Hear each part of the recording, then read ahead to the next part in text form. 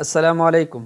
که د یو سړي د قربانۍ وس نه کېږي او دی وایي چې یاره زه خامخا قرباني کول غواړم او دی لاړ شي صاحب د بازار نه غټ چرګ راوړي وایي چې دا غټ چرګ باندې به قرباني وکړم او ذبح به یې کړم، آیا د ده دا قرباني صحیح ده او که صحیح نه ده؟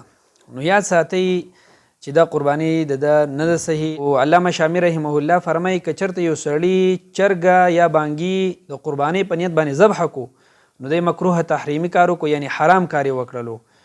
نو د اختر په ورځ باندې چرګ یا بانګي ذبحه کول د قربانۍ په نیت باندې دا حرام دي.